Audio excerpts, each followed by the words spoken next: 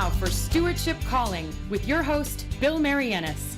Bill is a stewardship evangelist whose Stewardship Calling ministry is focused on helping people, parishes, and Christian organizations discover and live their stewardship callings and embrace true stewardship and generosity so that they may have a good account before the awesome judgment seat of Christ.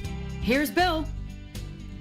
What if everything, or at least some of the things we're doing in church leadership, was wrong? Worse yet, what if the older leadership models in our churches aren't effective in modern America? In fact, what if our current church leadership models were actually making things worse? And what if our leadership approaches were not only flawed, but on the wrong track and accelerating negative results? My brothers and sisters, if you tuned in for a feel-good, rah-rah, everything is fine and getting better program, I'm sorry to tell you, turned into the wrong program. But if you want to stop listening now, I won't be offended, but boy, you're going to miss out on some perhaps transformational ways in which we can change our thinking. But if you're the kind of person that looks at reality, is willing to learn new things, and believes that helping Christ Church thrive is critical to your life's work, and if you're the kind of person that wants to work toward a good account before the awesome judgment seat of Christ, as we are promised in the Divine Liturgy and in 2 Corinthians 5:10, then you have turned into the right program. However, I must warn everybody that the questions I'm going to ask us to think about tonight, based on hard empirical data and best practices that I'm going to present, might make you feel a little or a lot uncomfortable at times. And that's okay. I want you to lean into your discomfort because that's where you'll find growth. So as they say in the airlines down south, fasten your seatbelts, return your seat backs and tray tables to the locked and upright position because we're fixing to go on a wild ride.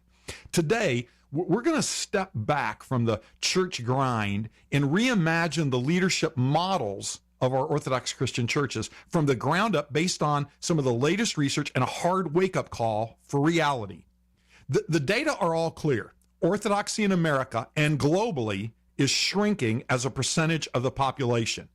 And in some places, in real numbers also, we are not making disciples of all nations. We are, in fact, losing disciples in all nations. So there, I've said it early. One of the elephants in the room has been identified and called out. And in a few minutes, I'm going to present you with a few more hard numbers as a wake-up call. And you can certainly argue with me about causation and your opinions, but you cannot argue with the empirical data. As the trope says, facts don't care about our feelings. So please let me share with you the premise of discussion tonight. And it comes from W. Edwards Deming, the founder of the Quality Movement. So proskame, pay attention. Please listen carefully. What Professor Deming's research taught him was, and I'm going to quote it exactly, anytime the majority of people behave a particular way, the majority of the time, the people are not the problem. The problem is inherent in the system. And as a leader, you own responsibility for the system. If you find yourself blaming the people, you should look again. End quote. Did you hear that? If a majority of people are acting the same way, it's our problem to identify and find solutions, not to cast blame on them. And this is what I think of when I hear laity and clergy alike, in good faith, complain about how people aren't signing up for ministries, or they're not contributing financially, or they're not participating in church programs, or even attending church services, or showing up on time. Look, good leaders observe those facts, and then they attempt to identify the root cause of those facts and address it, rather than keep blaming the people or the parishioners. Now, my brothers and sisters, let me be very clear from the beginning. I am not, N-O-N-T, or however you spell that, criticizing or assailing any particular church leader.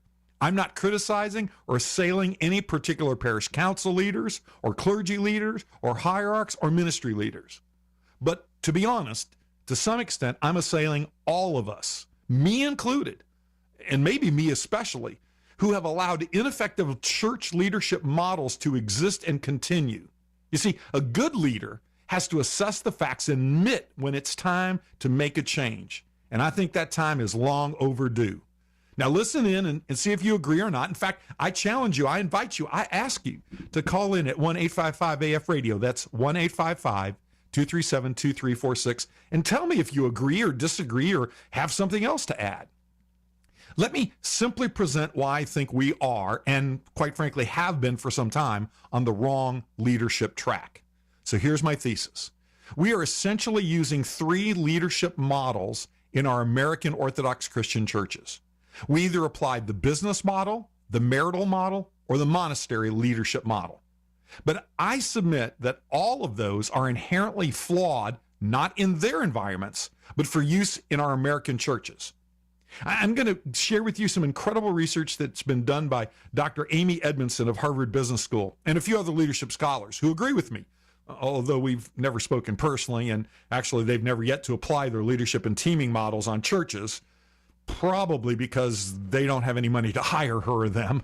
But since I work for free, you'll get my doctoral and strategic leadership candidate research and the work with over 600 parishes in the American orthosphere, as I call it, and the theory on why church leadership models are failing, but by applying the empirical research and data that we've gathered, plus the empirical research and data that was gathered by Doctors Edmondson, Hughes, Beatty, Dinwoodle, Kouzes, Posner, to name drop a few.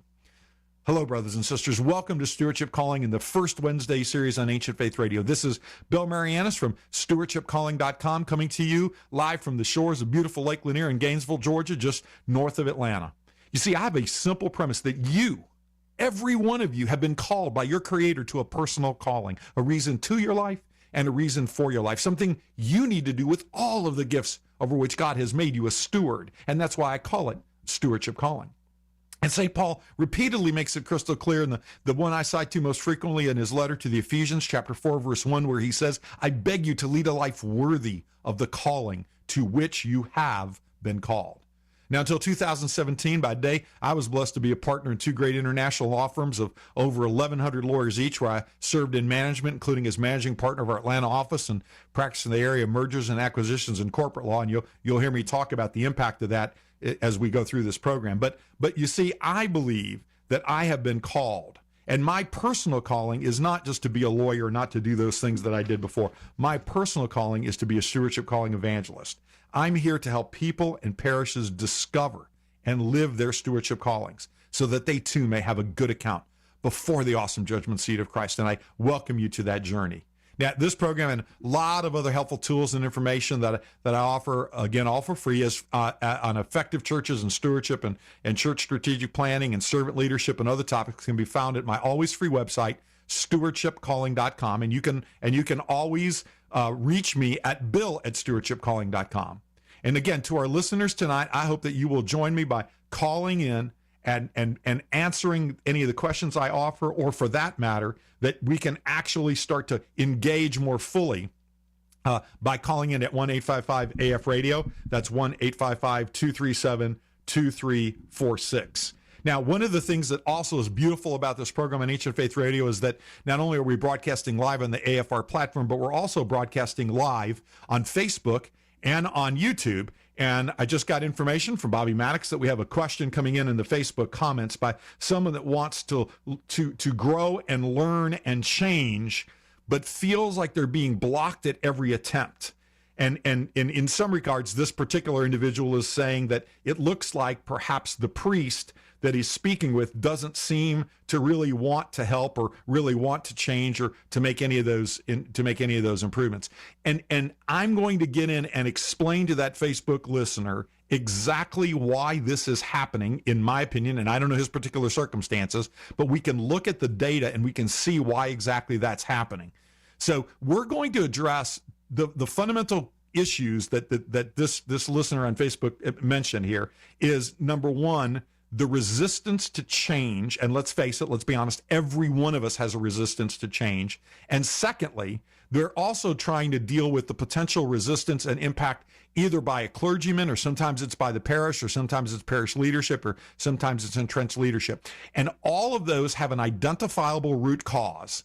And I'm going to submit to you, and I'm going to hopefully establish to you that it is evidence of the fact that the leadership models that we have been deploying in our churches have not been as effective. And specifically, as we start to talk about our blessed clergy, one of the things we're going to talk about tonight, and in the companion program that's coming up that I'll let you know at the end, is why we have also failed in leadership education and training for our clergy and our lay leaders as it relates to the unique elements of church leadership. So bear with me, my dear friend there on Facebook and YouTube and everybody else that's listening in. But before some of you nattering nabobs of negativism start celebrating that this is the program of negativity that's led by a serial arsonist, I'm really sorry to disappoint you.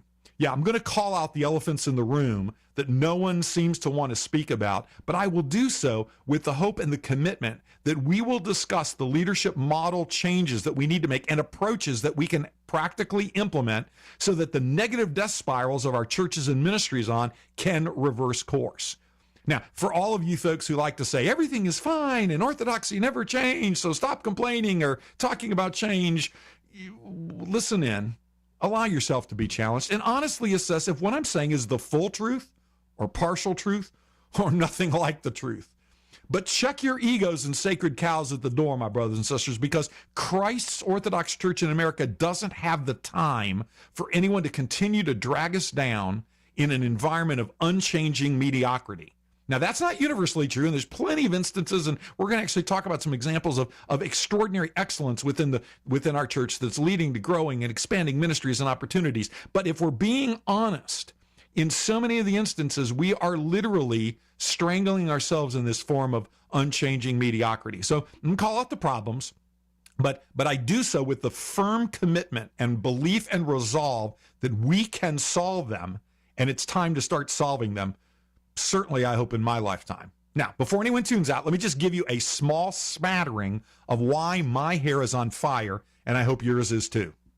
In the early 1920s, Orthodoxy represented just under 0.5% of the U.S. Christian population.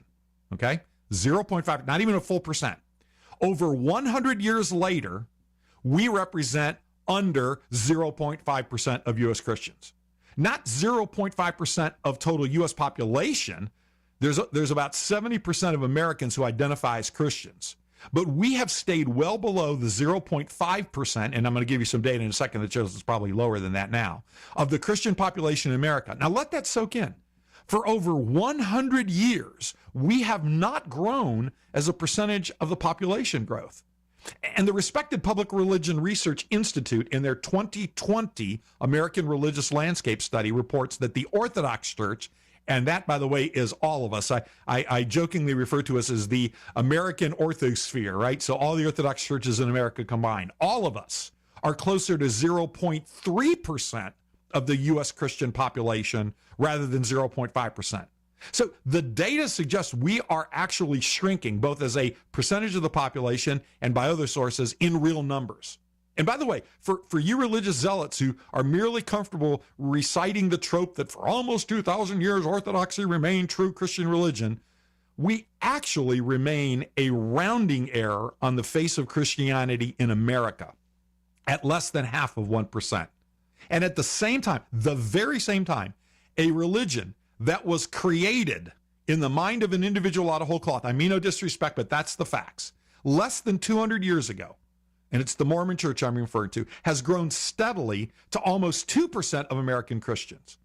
The Gallup organization, who's been measuring Christianity in America for over 70 years, has the Mormon Church, the Church of Jesus Christ of the Latter-day Saints, as they're referred to, at approaching 7 million members just in the United States. And while we have really no reliable and validated measurement of Orthodox Christians in America, and indeed have continued to misrepresent our size to official bodies, I'm looking at one source where we still are reporting in one jurisdiction 1.5 million members and have been for the last 15 years, and that's not the truth. But in any event, we are misreporting. We're estimated at being close to less than 1 million total, counting everyone. So, in other words, that 200-year-old religion that was formed by an individual is about 7 times larger in the United States than our almost 2,000-year-old religion. And the story is worse if we look where Christ told us to go. He said, make disciples of all nations. So, according to the highly regarded Pew Research Center, among Christians globally now, Orthodoxy has declined from 20% of global Christians, again, not population, but global Christians. We were at 20% in 1910. We are down to 12% in 2010, 100 years later. We have lost 40% of the global Orthodox Christian population.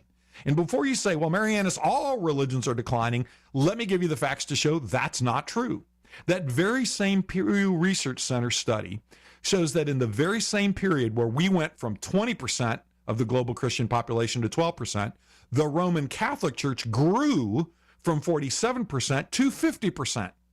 And even more dramatically, the Protestant and other Christian churches grew from 32% to 38% of worldwide Christians. We are just not making Orthodox disciples, and we're losing more than we make. These are regrettable facts, but they're not opinions. And if you've listened to some of my other stewardship calling programs or live presentations, you've heard me cite, again, empirical data supported by reliable sources that shows that in the United States today, we have lost 47% of our adult cradle Orthodox Christians. 40% of our adult cradle Orthodox Christians are gone. We lose 60% of our youth when they leave our homes. And of all the cradle Orthodox we retained, the 53% we retained, plus all the wonderful converts that we've added, only 26% of all cradle Orthodox and converts regularly attend church on Sunday in the United States across all Orthodox jurisdictions. It's lower in some and higher in others, but it averages to 26%. And by the way, when we've surveyed them, we find that 70-80% of the time, they acknowledge their minds are wandering during the services. Look, brothers and sisters, I know the church is not a business or sports team or regular nonprofit. But if any other organization stayed stagnant and declined over 100 years, you know the stakeholders would have their hair on fire and they would be demanding a new leadership approach and some new leadership solutions. And as Pastor Andy Stanley, who built the largest church in America, once said, believers didn't change the world, doers changed the world. In other words, belief is great. It's an essential foundational step. It is theologically necessary. But only action based on belief brings about true change and progress. And leadership is at the center of doing that.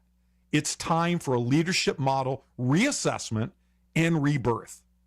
One of the biggest gurus of leadership research today, and also a man of faith, interestingly, is a guy by the name of Dr. James Kouzes. And he said something that I thought was fascinating, and let me quote him directly. He said, "There is no freeway to the future, no paved highway from here to there. There is only wilderness, uncertain terrain. There are no roadmaps, no signposts. So pioneering leaders rely upon a compass and a dream." Hear that? At the beginning, all you need is a compass and a dream. Anyone who's worked anywhere is familiar with the many flavors of effective and ineffective organizational leadership being practiced by businesses. Anyone in a long marital or personal relationship is familiar with the conciliar consensus leadership model that keeps you together. Trust me, I learned it the hard way being married now for 42 years. And some in our church apply a monastic practice obedience leadership model. Now, these are three predominant experiences that shape the way we lead in our American Orthosphere churches. So why do I believe that those three leadership models, while they may work very effectively in either the business environment, the personal relationship environment, or monastic model, don't work in our churches?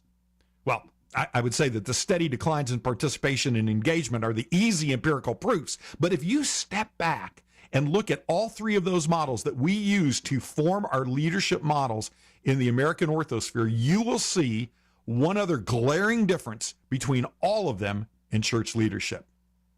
You see, all of those other leadership models that we have been applying in our churches are among like-minded people who are committed to work together as a team.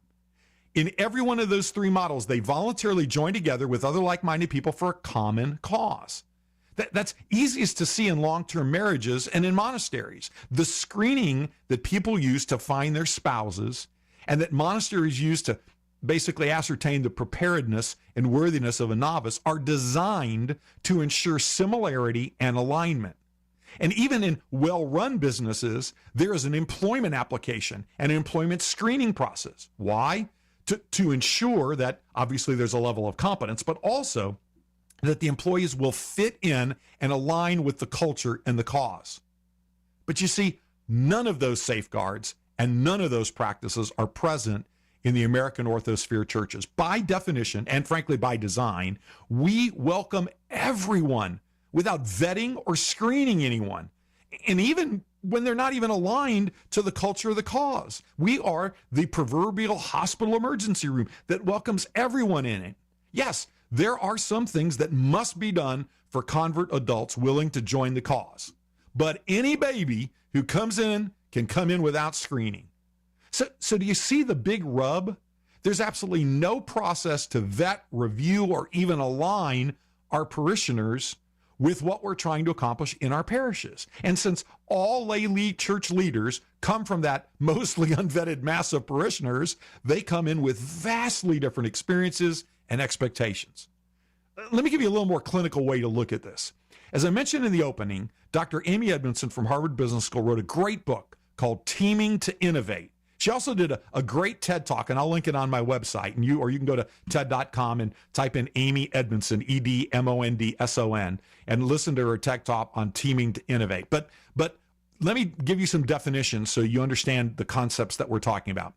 So she defines a team as a stable, bounded group of individuals interdependent in achieving a shared outcome or goal.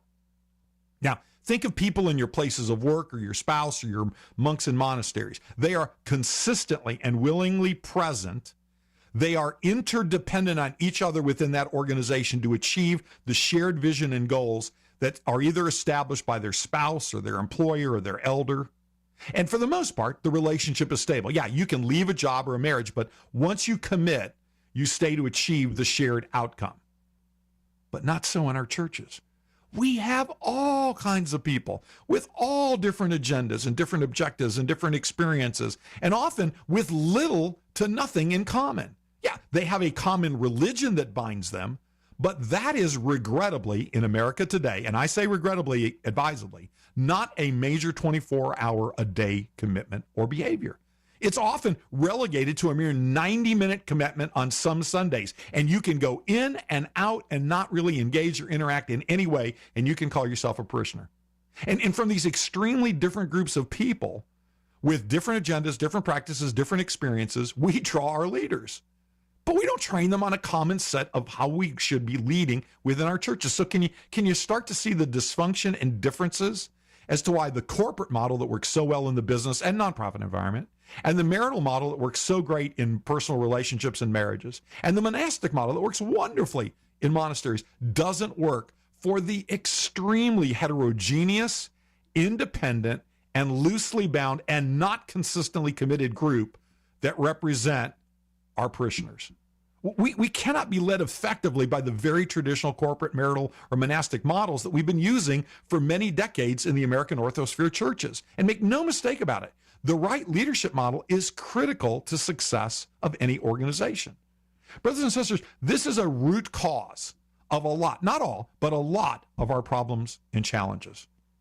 Our leadership model is not optimized to currently lead followers that we have, let alone make disciples that we wish to have. One of my favorite quotes about leadership is again from that noted scholar, Dr. James Kouzes, who says, quote, listen to this, folks, please listen to this. In the end, leaders don't decide who leads. Followers do. And here's my blunt leadership quote that he ends it. He goes, if you think you are a leader and you turn around and no one is following you, then you're simply out for a walk. And how many so-called leaders do you know in our churches that are truly just out for a walk? Because no one's really following them or willing to go to the destination to which they are leading.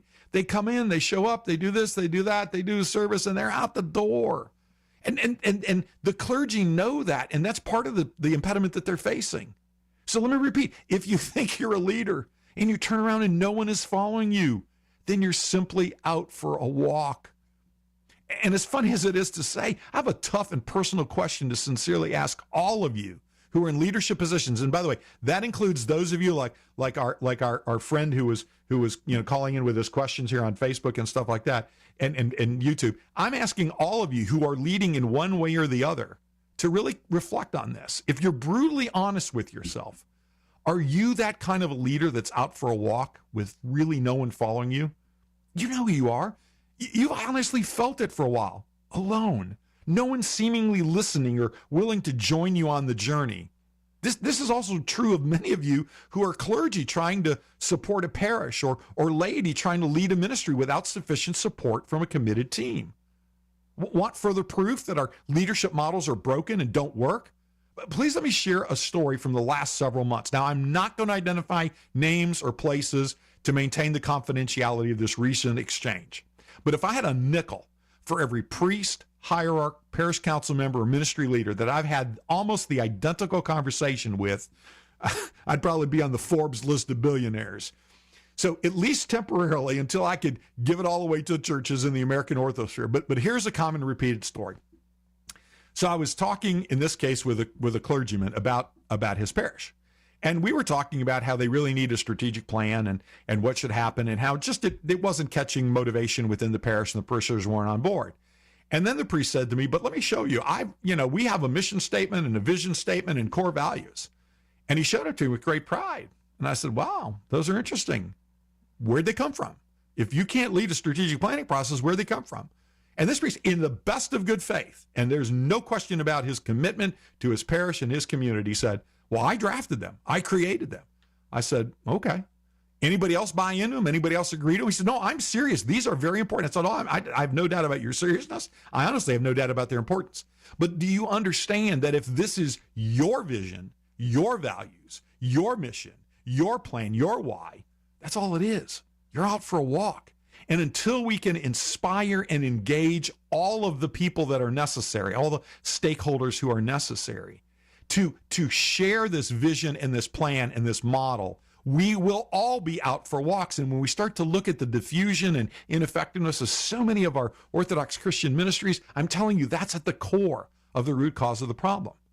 Now, at the risk of being labeled to troublemaker, probably too late for me, let me tell you that in my experience, many of our American Orthodox sphere so-called leaders are merely out for a walk. They're not really leading anyone. Maybe on paper they are, but when they complain that no one shows up for church services or ministry activity or to help out to the church or to contribute, they're just failing to acknowledge that they have not motivated people to follow them. And so they're just out there wandering in the wilderness, blaming the people, instead of looking at the root cause and the symptoms and being responsible for it. Now, if our churches are really not comprised of teams, as Dr. Edmondson defined it earlier, this stable, bounded group of individuals that are interdependent in achieving a shared outcome or goal, how can we ever hope to lead a church? Well, part of the answer is in the work that I and others are trying to do in strategic planning, to actually align parishioners with a common and shared leadership vision. And one of the things I will tell you about the stewardship calling strategic planning process is when people call me, they want a strategic plan. And I go, great, you're going to get a strategic plan that has 10 elements of it. But if that's all you want, then I'm not the person to work with. And they go, what do you mean? I said, the answer is you can have a plan, but it will not be implemented unless you have 3 other things that are incredibly critical. You have to have an engaged team. You have to have learned to work together by consensus, and you have to be willing and able to change the culture in your parish. I'm not saying your parish's culture is bad. I'm saying any culture can be improved. And the data shows that we have a lot of room for improvement in our American Orthodox Church parishes. And so when we talk about this, we've got to talk about it in a more strategic level. So there's another phenomenal book that I recommend. It's actually entitled Becoming a Strategic Leader, Your Role in Your Organization's Enduring Success.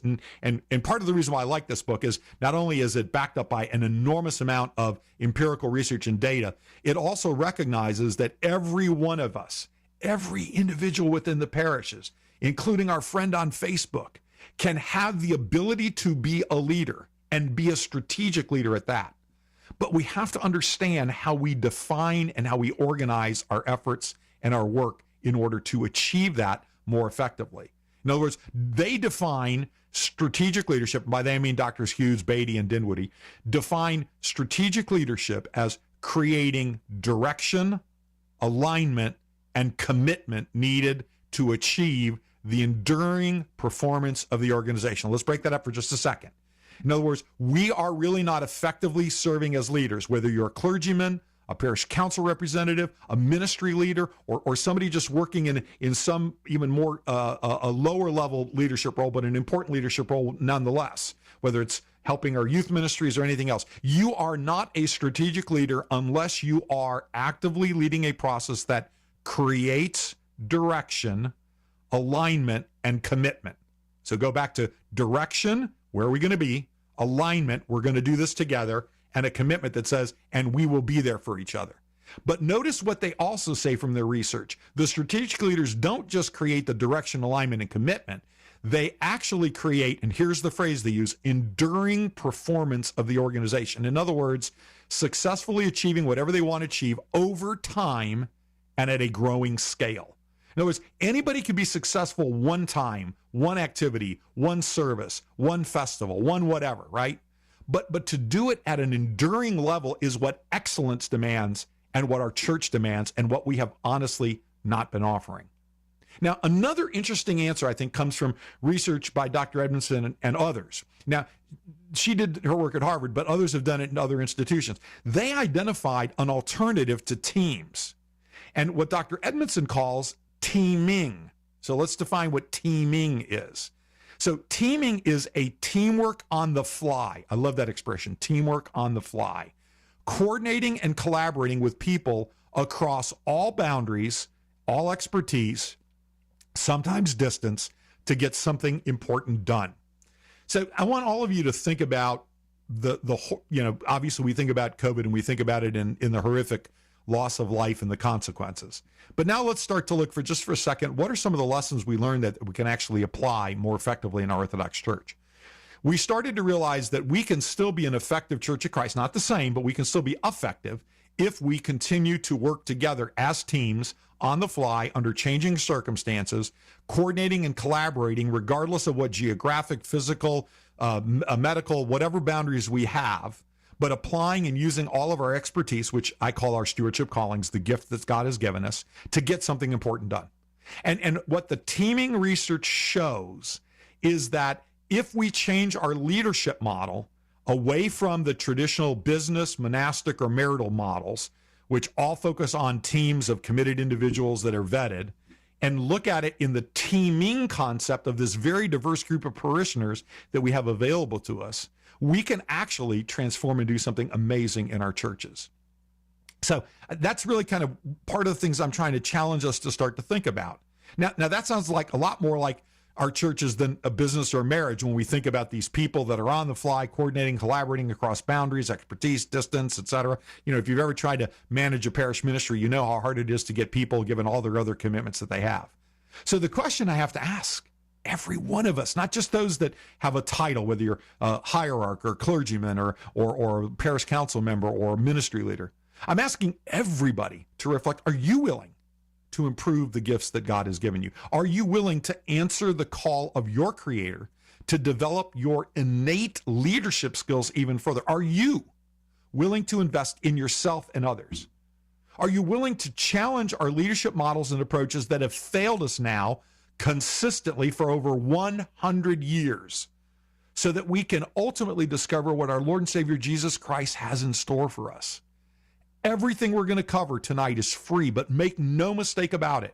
You're not free to ignore what you learn. See, if you stay on listening, you will now have some things to think about, maybe some research to do, some new techniques to apply, some new concepts to noodle over and try to figure out how you're going to implement. If you tune out now and you remain in blissful ignorance, then maybe you're not as complicit in the decline that we've all been experiencing. But I trust that everybody who listens to this program will listen to the end and will listen to part 2. So you can tune out now and not waste your time on something else if you have no interest in growing our Orthodox Christian churches, assessing and improving our leadership models that are failing, or developing your own leadership skills and fulfilling that which your Creator has called you to do. Just like a poor little shepherd kid named David who became king, or a poorly functioning fisherman who became the rock of the church, St. Paul, or a farmer, Moses, who led his people to the promised land, or a menial cupbearer named Nehemiah who rebuilt a church, or a youthful nun by the name of Mother Teresa, or even a man imprisoned for his belief in the form of Nelson Mandela, or the college dropout Steve Jobs, all of whom changed many lives in the world and history. But if you want to develop these gifts that God has already invested in every one of you to do that, for which he has created you, then I do believe you've turned into the right program. Now look, by the grace of God, and it is truly just God's grace, I've been so blessed to work with over 600 parishes in the American Orthosphere. I mean, again, I'm hereby baptizing all Orthodox churches in the United States as the American Orthodox Church, under the name AOC, not that congresswoman, but AOC, just to keep it easier to have a conversation about, so that we're not talking about whatever are the unique elements that are facing one jurisdiction or another. But let's just focus kind of on Orthodoxy in America in this context. And I'm going to give you a definition that I use just to make it simpler. So we're going to talk about the pips and the apips. The pips and the apips are the people that matter most in the American Orthosphere. And I'm not talking about Gladys Knight's pips. And for those of you that are too young to know who Gladys Knight and the pips were, you need to look that up on your own time. But I'm talking about the only pips that matter in the AOC Orthosphere. Now, pips is my acronym for people in pews. Your parishioners, get it? PIPS, P-I-P, people in pews. Okay. There are current stakeholders. They're the ones who have bought into what we have been preaching. But the companion group that I also want you to focus on, not in lieu of the pips, but in addition to the pips, I'm a both and, not either or kind of guy, are the apips. That's absent people in pews. Now, the apips actually fall into two subcategories. Number one are the parishioners who don't come often, or maybe stopped coming. These are our former parishioners who are AWOL, absent without official leave. The second group of apips are people who may be seekers and not yet parishioners. Now we like to ignore the absent people in pews because we don't see them. Yet they are the secret to growth. If we don't find out why apips, the absent people in pews, stopped coming, we cannot hope to fix the issues that they have or help them learn what they need to know on their spiritual journey. And if we don't focus and focus intently on the new apips and seekers, we won't be able to do what Christ commanded, to make disciples of all nations, plain and simple.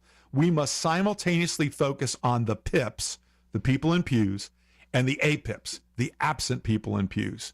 I had a recent conversation with a group that was going through strategic planning as they were picking folks that were going to be part of their planning team. And I insist on a big, broad, diverse team so we can get all these perspectives in. I noticed a trend, and I said, why are you excluding these individuals? And the answer was, well, because they don't really come around, or they haven't been engaged in ministry, or they're not good stewards, or there was always a good excuse as to why they're not there. I said, don't you realize those are exactly people we need to be talking to? Because there's a reason why they were there and they're not there now. There's a reason why they're absent pips, right? And until we know that, we won't really know whether it's them or us. And anybody who's been in business knows this. If you lose a major customer, or if you lose a good employee, you don't just say goodbye. You do an exit interview. You do a follow-up action. It's like, what did we do to cause you to leave? And it is from that information you'll find out. Sometimes it's just uniquely that individual or that client. I get it. But sometimes there's things that you did, or worse yet, didn't do, that you should have done, that is the reason why the PIP, the person in pew, became an APIP, absent person in pew. Look, the PIPs are hurting, and they're not growing as a percentage of the population. And let's be really honest, folks. Look around your church. The PIPs, myself included, are aging, and they are not being fed. I don't mean eating. We've all eaten plenty by the grace of God, but being spiritually fed what they need. And sometimes the way we leaders treat the pips, I actually wonder what in the heck keeps them from keep showing up, other than that whole salvation thing. Yeah, that was a joke, so lighten up, okay? But in our existing models, we do not effectively reach out to the apips hardly at all. It's as if they're dead to us and never existed once they leave the church or never join us. Thus, the richness of understanding why they left, the things that we could do to change that, and the reasons that we have yet to get those individuals to join us are lost. And trust me, it's not just those people. There are others who are feeling that very same thing. They're on the verge of becoming Apips. I will tell you, one of the most troubling things that I've done in my research is talk to people who on their face appear to be dedicated Orthodox Christians. I mean, they'll show up to church and do all these kinds of things. And when I ask them and really, build their trust and ask them the follow-up questions, they're just one short little event or circumstance from becoming an Apip, an absent parishioner in pew. And the richness of what Christ taught us is being lost. Remember the parable of the lost sheep. And he didn't tell us the parable of the lost sheep because he had nothing other to do that day, right? He was telling us, among other things, that's a deeply, deeply, deeply robust parable. But he was telling us how critical it is that we tend to the sheep in the herd, the pips, the people in pews, but equally critical to reach out to the lost sheep, the absent people in pews. See, it's a both and, not an either or. By the grace of God, I have decades of service on Archdiocese Council, Metropolis and Diocese Councils, Parish Councils, and National Ministry Councils. I say that not out of pride, but as a humble public admission of my complete abject failure as a leader. Worse yet, I left the practice of law 7 years ago to work full-time, 70 hours a week, 52 hours a week, had taken no days off, no vacations, working full-time. And really trying to help all of our parishes as best as I can, as humbly as I can do it in leadership and development and things of that nature, and honesty. And again, in all humility, I have to acknowledge I failed. And that has to end tonight. Let's be honest. 100 years of failing is 100 years too long.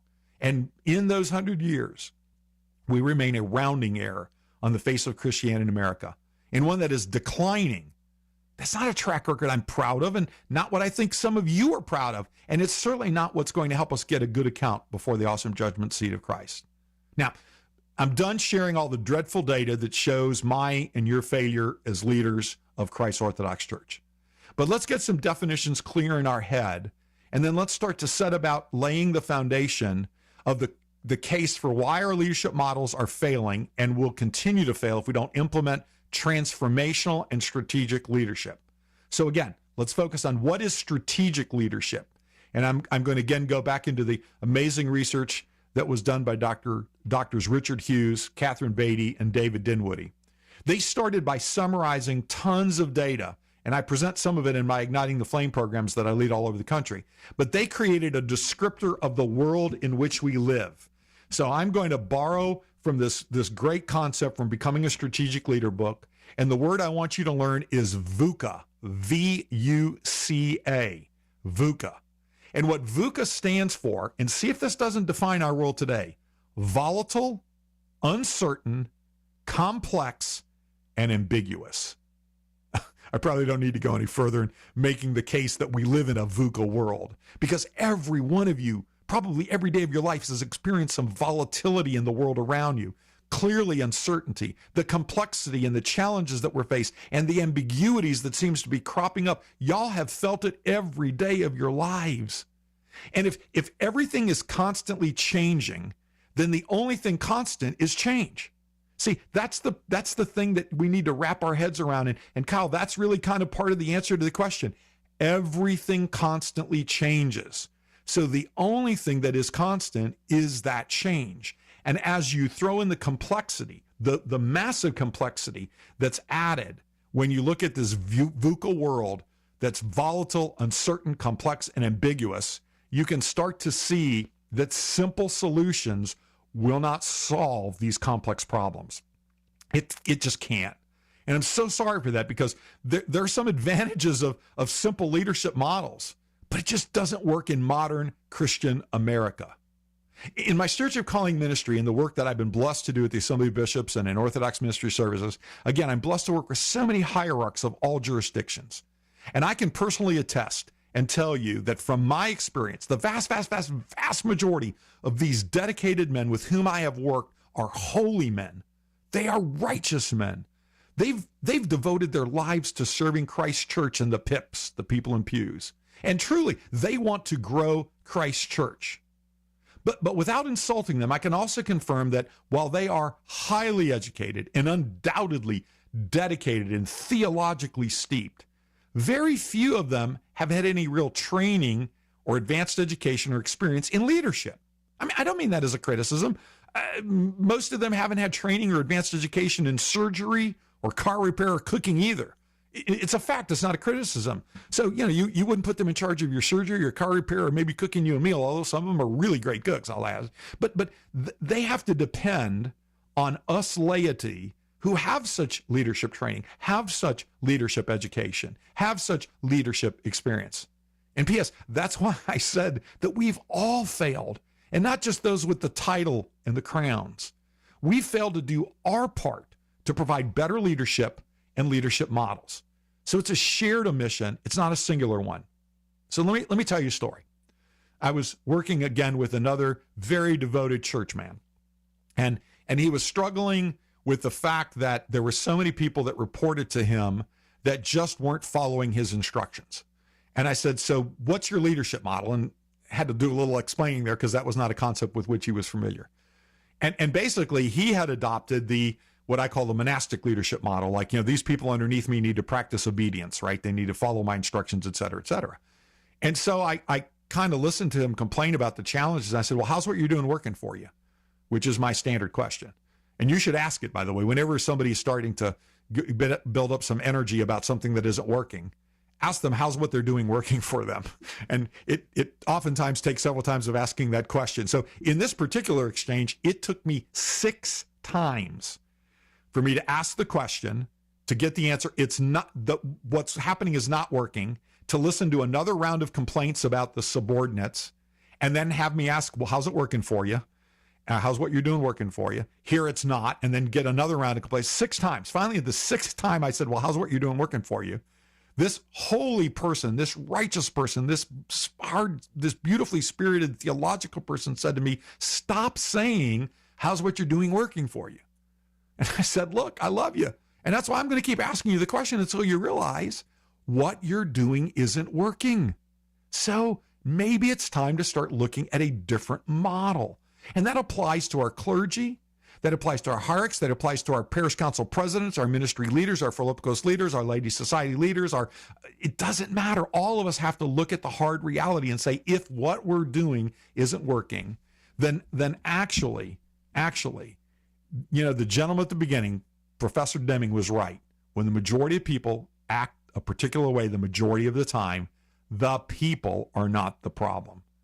And so in the work that I do in coaching individuals and clergy and hierarchs and leaders, the question I have to ask is, what would your defense be for failure or lack of success? And by the way, I have the same constructive suggestion for all of our AOC, American Orthodox Church seminaries. I know some have started offering leadership courses, and I know this because some of the clergy there have asked me to teach a few leadership courses at several of the seminaries. But let me be clear, in my opinion, and this is just only one man's opinion, and you should feel free to disagree with me, call in if you do, the current state of our seminary education on leadership is inadequate and for the job that we ask our clergy to do. So again, shame on all of us, I'm not blaming any individual, I'm saying all of us, me included, perhaps me especially, for not addressing that. Let me make this point, and Kyle, this will actually get to your comment too.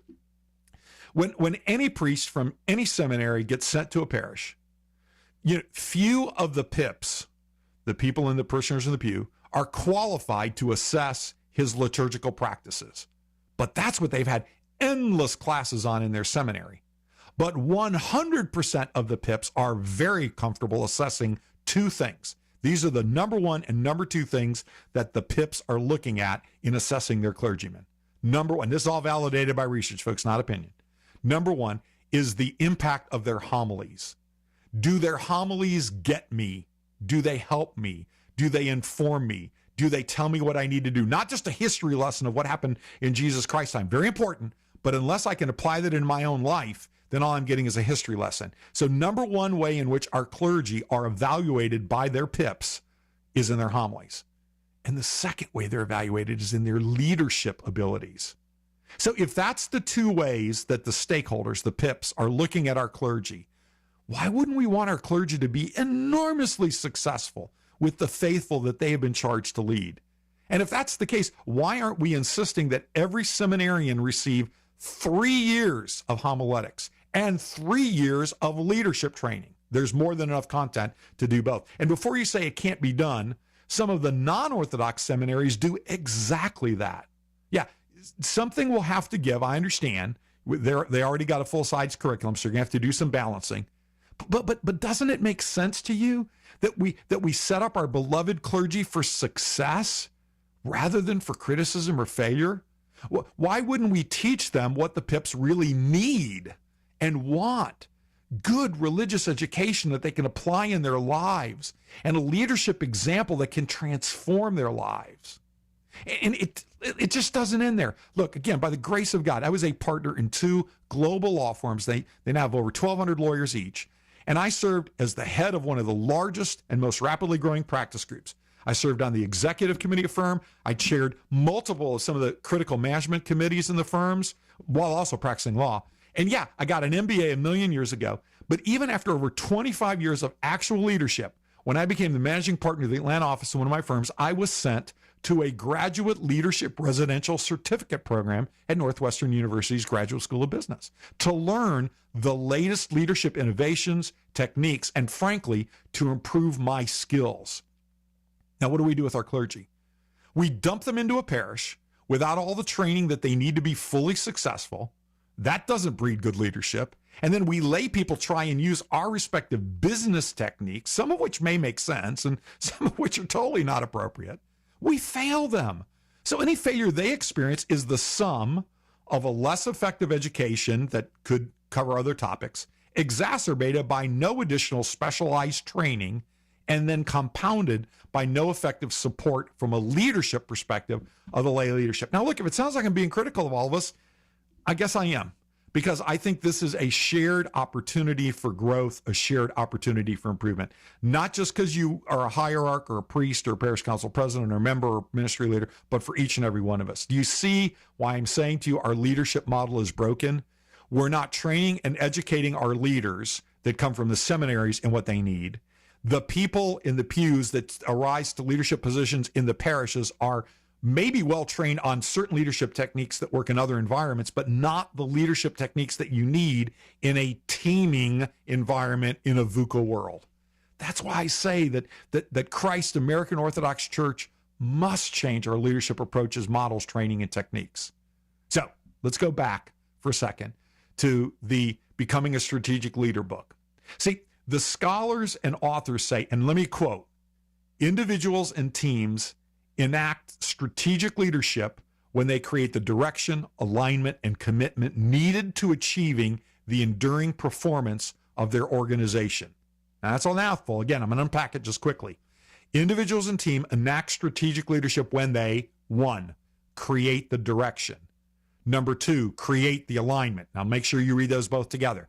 They don't just announce the direction. It's the second step in conjunction with the first step of bringing alignment around the direction of where we're going in this ministry, in this parish, in this church. Then, thirdly, they create the commitment. Not just I may show up for every other Sunday on a service and that's about it. No, they create the commitment to that aligned direction that were steps 1 and 2. And then, and here's the secret, is they also create the performance that is enduring in nature. Enduring in nature. I can't tell you the number of times that I've gone to a parish and they'd say, well, our stewardship is failing, for example. And I'd say, well, tell me about your stewardship committee. And the priest looks at me like, well, I'm the stewardship committee. And I kind of look at him and say, do you see the problem here? I mean, I'm happy to walk you through it if you don't see it, but it should be clear to you, right? Or I'll go to a ministry leader, and they'll say, I can't get people to join my ministry. And I asked them, well, why do you exist? Well, I don't know. We do this. I said, I didn't ask what you do. I said, why do you exist? What's your vision? Where do you see your ministry being in a year or 2 or 3 years from now? Well, I don't know. I'm just trying to run this program that's coming up next week. So you don't know why you're doing what you're doing. You don't have a vision of where you're going. And so you wonder why people aren't just running to sign up for that. And so these things are not impossible. In fact, they're very possible. And parishes and ministries, by the grace of God that I've had an opportunity to work with, and some that I've seen that I haven't worked with, have focused on those elements. And what they have done is they've helped create an aligned direction and commitment from a group of disparate individuals with different lives and busy lives, but focused on creating an enduring performance of their parish or their ministry, their national church, whatever it is. Now, here's a leadership 101 technique, folks. True leaders, the best leaders, create enduring success. Some of you are probably familiar with Jim Collins's classic book called Good to Great. And it's a wonderful book. And they also did one for the nonprofits of the world. And what they did was they created the most exacting criteria of what does it mean to be successful. And it was an exacting set of criteria. Performance over 15 years, and you have to beat the margins of what's in your industry, et cetera. It's not just one-time events. It's a sustained success, right? And when they looked at all the companies that were out there, all the public companies they only found 14 that met all of those exacting standards. So then they went to study why did the 14 companies prove to be so incredibly successful. And everybody said, it's not as simple as leadership. That's what everybody wants to say. We don't think that's what it's going to be. And then they did the research. And what they discovered, yes, there were other things, but it was very much about leadership. Now, they created what I think is a stupid acronym. I don't think their marketing people were working with them. Their highest level of leader is called a level 5 leader, right? So if you look at this hierarchy of leadership, you start out as a capable worker bee, right? And then sometimes you can work in a team. That's the next level up. Now you're working in a ministry or team. And then the next level up is you may manage that ministry or that team. And the next level up above that is kind of like, what we think of as the CEO, whether it's the parish council president or the proestamino of the church, the head priest in the church or something like that, or the hierarch of a discipline. But there was actually a level above that in those entities that created enduring success. And that's what these categories of level 5 leaders were all about. They were not one-hit wonders, and they were definitely not lone wolves. They were not people without successors. And they created, like Christ created, disciples, people who have a commitment to the program of training and mentoring and growing the next generation of leaders so that their leg of the relay is over when it's over, but the relay team continues to great success. And when I talk to ministry leaders, including some amazing, powerfully, wonderful, accomplishing ministry leaders, and one of the first questions I ask them is, when you die, or if you get hit by a bus tomorrow, two things that nobody ever wants to think about, who's going to step up and lead your ministry? And when they give me that blank stare, well, I'm working on it, then I'm telling you, okay, you understand why you're not at the level of great leadership that you need to be. Now, sometimes you may have built your whole organizational structure and your successor, and something happens and they move, or something, maybe they get sick, or maybe they die, right? So now you have to rebuild that process. But if you've built the chain, then you never have to worry about it, because there's an old expression in football, when somebody gets injured, it's next man up, right? The next player who's trained for that role just steps in. And let me give you a concrete example. Now, this is going to be a commercial example, but the same thing is equally applicable to our orthosphere churches in America, okay? Steve Jobs, who's the founder of Apple Computers, I think regrettably died too soon of pancreatic cancer. And yet, as meteoric as the growth of Apple was under his guidance and leadership, by the way, including the time he spent exiled after he was thrown out of the role as CEO of the company that he founded. After Steve Jobs passed, Apple Computers continued uninterruptedly their meteoric rise under the able leadership of Tim Cook, the guy that Steve Jobs had brought in and trained to be his successor. Now, for those of you that follow such things, just this last week, you can't make this stuff up, folks. Just this last week, Apple Computers made history. It was the first company in America with a $3 trillion market valuation. The market closed on June 30, 2022, 11 and a half years after Steve Jobs dies, and his baby made history with more growth potential on the way. My brothers and sisters, this is an example of strategic leadership and a successful model that is very different from other corporate models. This is not the same thing that I was criticizing before in some of our corporate models. They chose a very different approach. And one of the things that everybody objectively looks at says it's that different leadership approach that allows them to be so wildly successful. And there's so many elements of it that we need to get into.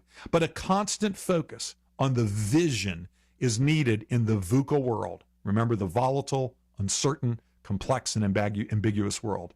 See, Steve Jobs built the team and the vision and alignment, leaving their enduring performance to take care of itself. Because with the clarity of vision and the alignment and commitment of every member of the team, and maybe not all of the members of the team, but certainly all the leadership members of the team, to that enduring vision, they then made the decisions on the fly using the resources that they had, not using the hierarchical leadership model in most businesses, the hierarchical model applied in monasteries, and let's be honest, the hierarchical model that sometimes applies in marital relationships. They did it the way it needed to be done on the fly, making the decisions that they need to make in real time, notwithstanding the volatility, the uncertainty, the complexity, and the ambiguity of the world around them. The American Orthodox Christian Church in America is not Apple computers.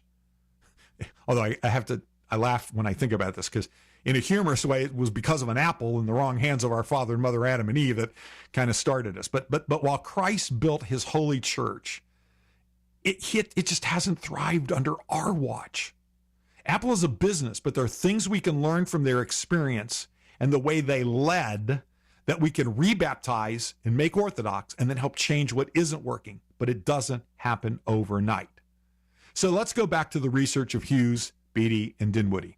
They've identified that strategic leadership has three other essential characteristics. And I'm going to name those characteristics, and then I want to ask you to apply them to your own parish, or if you're a ministry leader, your own ministry, or if you're a hierarchy, your own jurisdiction, or your own diocese. Number one, this strategic leadership has to be broad in scope, not micromanaging every little detail. Broad in scope. One of the things I have to do when I take on a strategic planning project with a parish is to teach the leadership to manage the results, not the process. I say, look, I got a process. I'll run the process. Trust the process. Quit trying to micromanage the process. You tell me the result you want to achieve and the timeline, and then leave it to us to manage the process to get there. That's not the model we often use in the American Orthodox churches. We tend to overly micromanage down to the detail level, which certainly does not create that level of trusting commitment from a dedicated group of teams. So our scope as leaders has to be more broad in scope.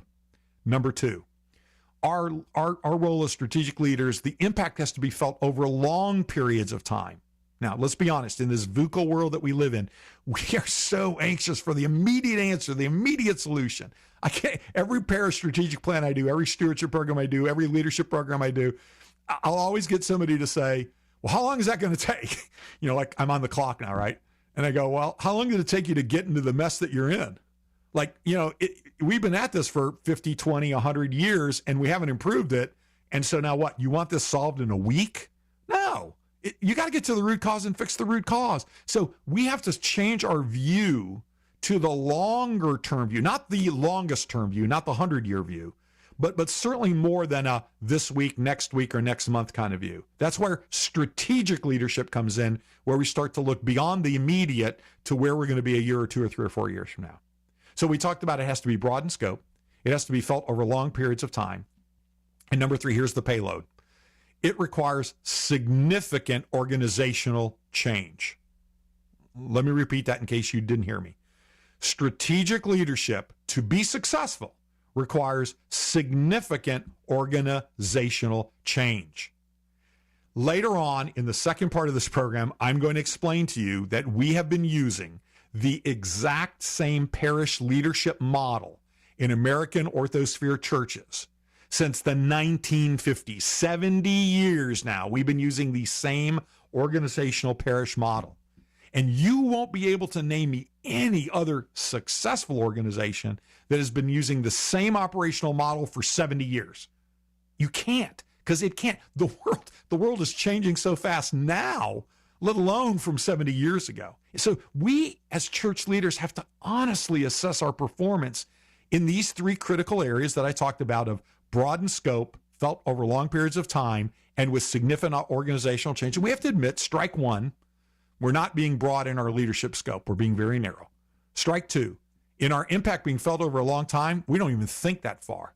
And strike 3 and we're out. We're not implementing significant organizational change. In fact, we're not even mostly talking about organizational change. In part 2 of the program, I'm going to give you an example of a transformational organizational change you can do to simultaneously improve the efficacy, effectiveness of your parish council and all of your ministries. Lord have mercy. As I repeatedly tell parishes I work with, that this 70-year-old model of leadership doesn't work today. It worked great. And it worked actually great. You know, in the 1950s, I kind of grew up in that period of time, 50s and 60s, right? And so, you know, everything was done at our church. I walked to my church. Everything I did was at my church. I played basketball at my church. I socialized at church. I went to dances at church. The church was indeed the center of my life. And while some people's experiences may be different, that is a more predominant experience in the 1950s and 60s and to some extent 70s than it is today. Now, none of those things are true for our pips, the parishioners and pews. So, you know, as we always say, insanity is doing the same thing over and over again and expecting a different result.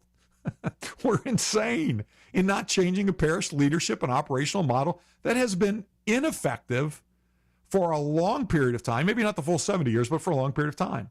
That's on us. 100% of the parishes I work with complain about that Italian guy that's killing them. And I don't mean Don Vito Corleone. You know who I'm talking about, Vilfredo Pareto.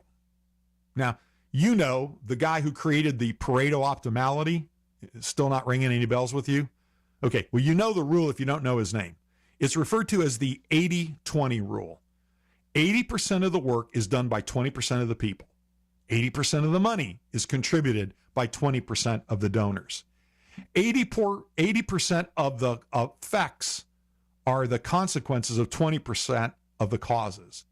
Vilfredo Pareto created this Pareto optimality rule a long time ago, and he was spot on.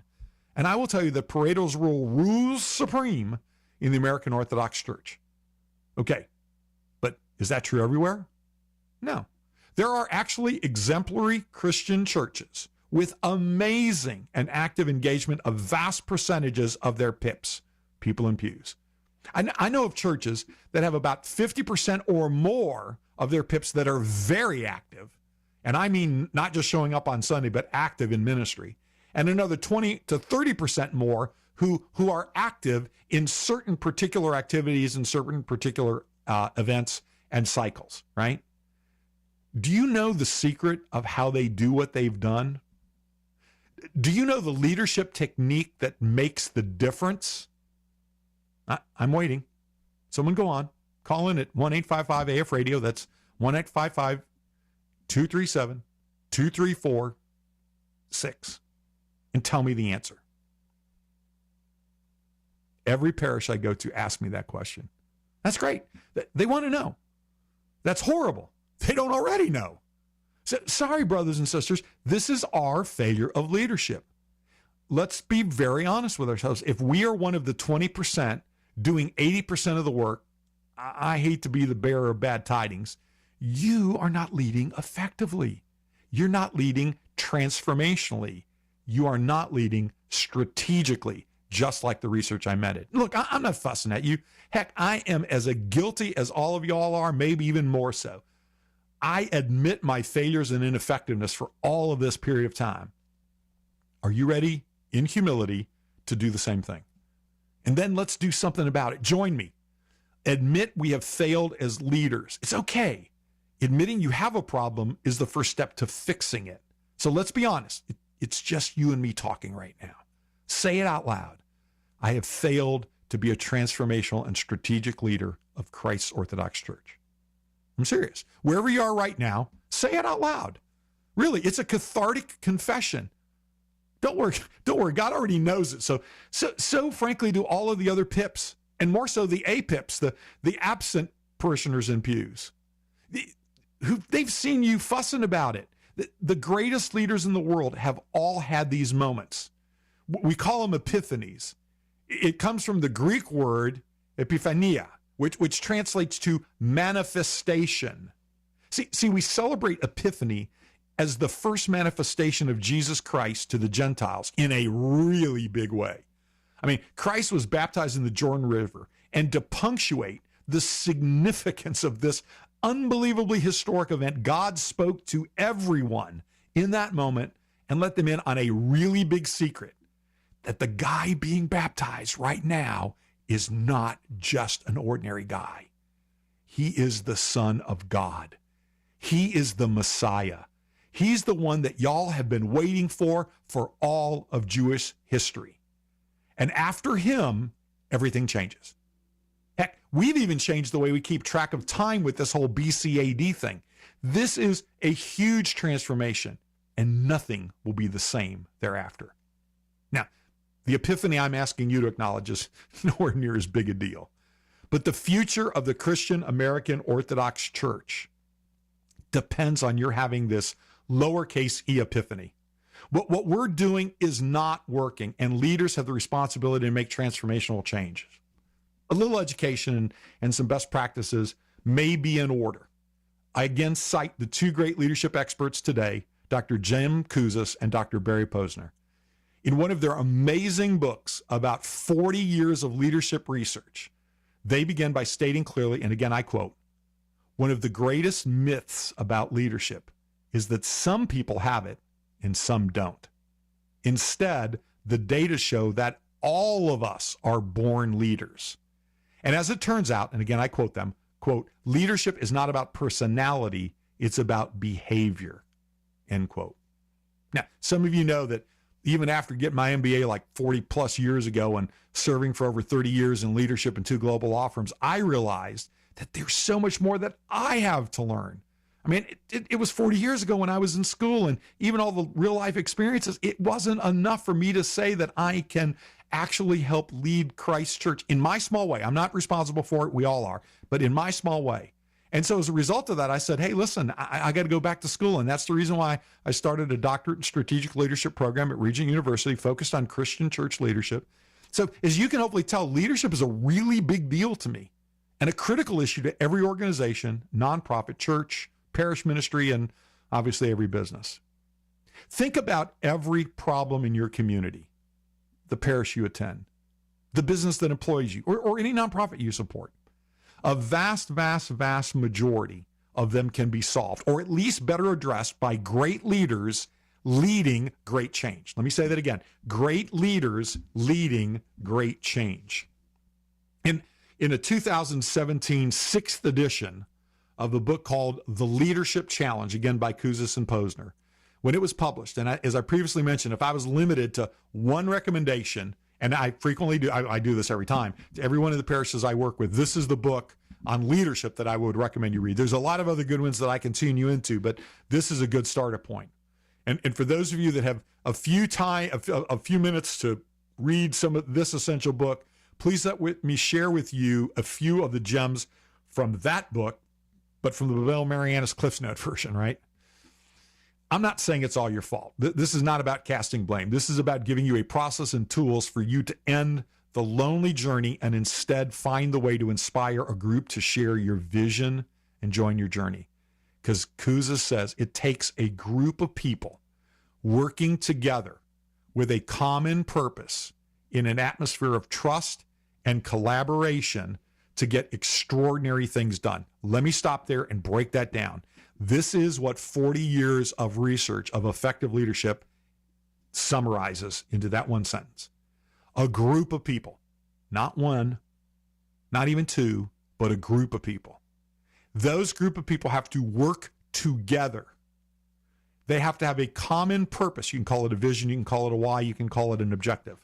But they also have to do so in an atmosphere of trust and collaboration in order to get extraordinary things done. So one of the parishes that I'm working with, I'm looking at the group and I'm saying, I think there's work we can do on trying to improve our trust and our collaboration in building a stronger team. And so we started doing some exercises and we're looking at tools that are out there, folks, tools I've talked about before and I'll talk about again. The Myers-Briggs exam that you can take. It's 10 minutes. You go to 16personalities.com, 16personalities.com. And answer a few questions in 10 minutes or less, you'll get the 4 letters that define your personality type. Now, that's not important in the sense of good or bad, because it's not a matter of good and bad. It just defines how you look at the world, how you communicate the world, how you interact with people in the world. And unless and until you know how the members of your team communicate, accept information, relate, you will never be able to lead them effectively. You can try, and maybe you'll get lucky, and maybe you'll get lucky with some. But you cannot lead a whole team across the finish line until you have that understanding of who they are, how they communicate. We talk about it all the time in sports. You see a quarterback and a wide receiver, and they go, man, they're just fully connected. Well, yeah, they are, but it took a long time of working together to realize how they're going to work effectively in order to achieve what looks like incredibly optimal consequences. And that's what we've not been doing in our leadership models in churches. We haphazardly elect parish councils. Look, I'm not fussing at y'all. I serve my years and years and years on councils. But when we do that, we don't bring them together as a team and say, let's get to learn each other's personalities and styles. When I was fortunate enough to go through Leadership Atlanta in the late 1990s, yes, that was a generation ago a century ago for some of you.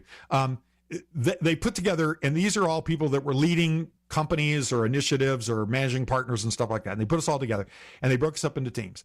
And then we went through a Myers-Briggs profile, and then they reconfigured the teams. And we said, no, we like the team we have. And they said, well, your team's suboptimal. I said, what do you mean it's suboptimal? I mean, we're all CEOs and managing partners and all this kind of stuff. And they said, yeah, I'm just telling you, your personality profiles don't align to maximum optimization. And we resisted that because, we liked each other. And that's fine. That's good. That's very important. And what we found out was after they insisted and they reorganized our teams, and we lost 2 team members and we picked 2 new team members up, over 6 months later, when we went back and looked at it, our performance had improved so dramatically because we were taking the time to get aligned in the way we thought and talked and communicated and accepted it. That's what Kouzes and Posner, that's what Hughes, Beatty, and Dinwiddie talk about when they talk about getting a group of people to work together with a common purpose, created and supported by an atmosphere of trust and collaboration. And it's only then that you can actually achieve the extraordinary results. So let me ask you, and answer it for yourself. Is your parish one of those parishes? Is your ministry one of those ministries? Is your diocese, your jurisdiction, one of those ministries? I mean, look, I know some of the need and the challenges we have in changing leadership models. And I know that sometimes it resonates with clergy and even hierarchs. And I know this because some of them have privately shared their fears with me. No worries. I mean, I keep confidences. That's one of the things about the attorney-client privilege. I got to take it with me to my death. But that doesn't mean that your situation is any better just because you shared it with me or somebody else. Tonight, what I'm asking you to do is to begin a commitment that we're going to explore even further in part 2 of this program. And in that commitment, we're going to look at what's working, what isn't working. We're going to review everything from the context of research and tools. So again, when we start to look at some of what the data says about leadership and why it's so important that we look at rechanging our models, I'm going to give you, basically a quote from, again, one of the great research tools that I look at. And that is a quote that really focuses on the whole notion of what a leader needs to understand and how a leader needs to operate. And what they say in this great book is leading by example is more effective than leading by command. The best way to lead people into the future is to connect them deeply in the present. It always takes a group of people working together with a common purpose in an atmosphere of trust and collaboration to get extraordinary things done. So I'd given you the conclusion before from Kouzes and Posner's work, The Leadership Challenge, but it's the preface that I really want you to focus on. Leading by example is more effective than leading by command. And the best way to lead people into the future is to connect them deeply in the present. So now we go back to why. What works in the monasteries, what works in a long marriage, what may even work in an effective business is different. It's different in the church world. Because right now, all too often, we're just spending 90 minutes maybe in a church service, sometimes according to the data, right? But we're not as engaged deeply in the ministry and the mission and the why of why our church exists. And until we can do that, until we as leaders, no matter what your role is, no matter what your responsibility is, don't tell me what your title is. I don't care what your title is. Titles don't mean anything. We can give out titles left and right. leaders have followers. People with titles and no followers are not leaders, right? So we're really looking at the context of, can we lead by example, and can we lead people into a future that connects them deeply with each other in the present? So after winning a prestigious Distinguished Contribution to Learning and Performance Award from the American Society of Training and Development, Kouzes and Posner wrote another book. They released a book called The Truth About Leadership. And in it, they started by summarizing 10 timeless empirical leadership findings. Now, I highly recommend this book for all leaders. Again, here's a summary, the Bill Marianas Cliffs Note version from this book that summarizes these 10 timeless truths from over 40 years of extensive global research. And as I recite these truths to you, I want you to contemplate whether they are present in your leadership, whether they're present in your parish, in your parish council, in your ministry, in your diocese, in your jurisdiction. Number one, they call it, you make a difference. And they say, before you can lead, you have to believe you can have a positive impact on others. And that's really important, folks. That's foundational. Can't tell you the number of times people say, oh, so-and-so is leading this initiative. And you kind of look to them and they're kind of shrugging their shoulders like, yeah, I got stuck. I didn't show up in a meeting. They gave me the job. You will never be an effective leader if you don't believe that you can have a positive and transformational impact on the people who are following you. And I don't care whether you're a priest, parish council president, ministry leader, women's group leader, youth group leader, I don't care. It's all the same. You have to begin with belief. Belief comes from faith. Faith comes from understanding your Orthodox theology. Second, they talk about credibility is the foundation of leadership. If people don't believe in you, they won't willingly follow you.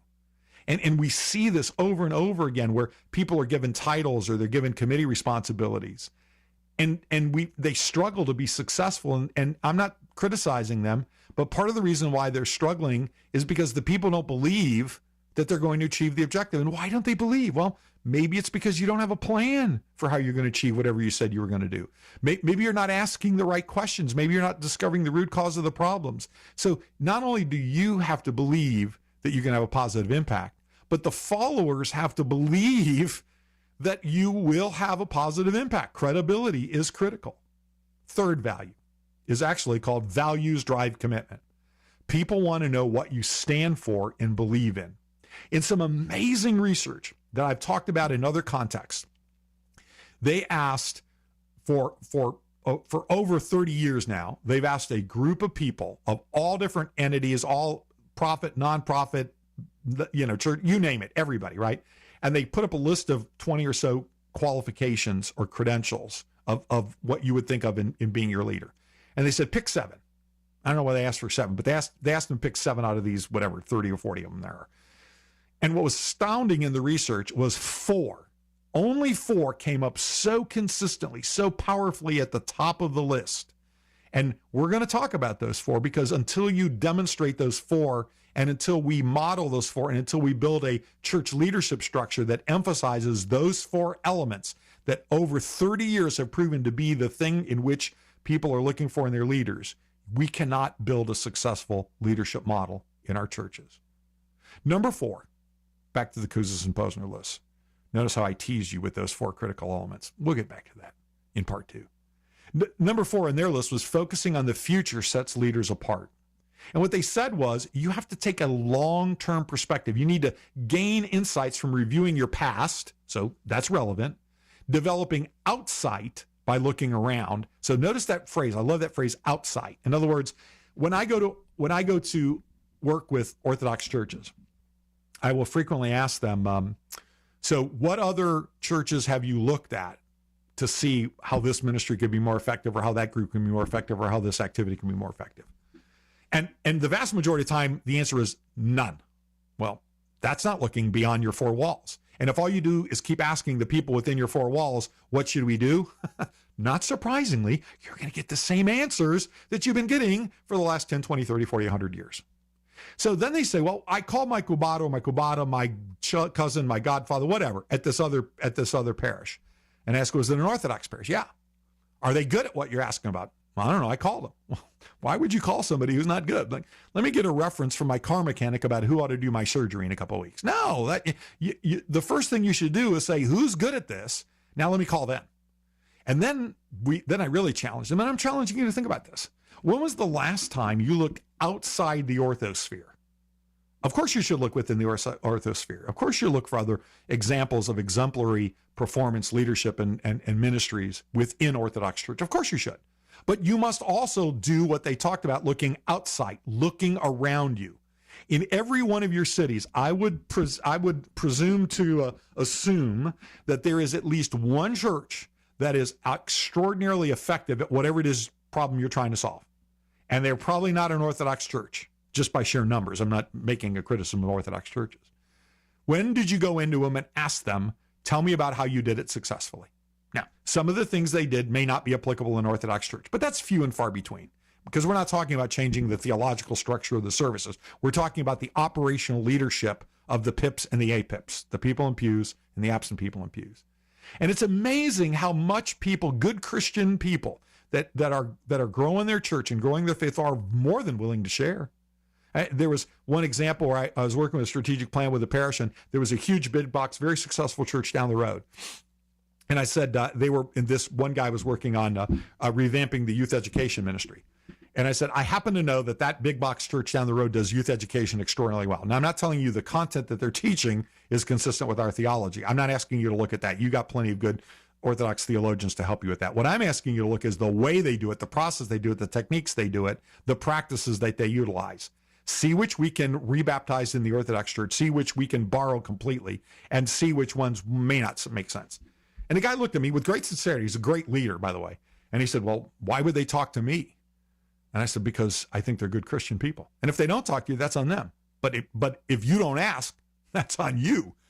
So shockingly, one Sunday after church, he goes down there and he says, I'd like to speak to your leader. I'm up the street at this Orthodox church, and I'm in charge of youth ministry, and I understand that you guys do things very well. I'd just like to learn how the way you do things.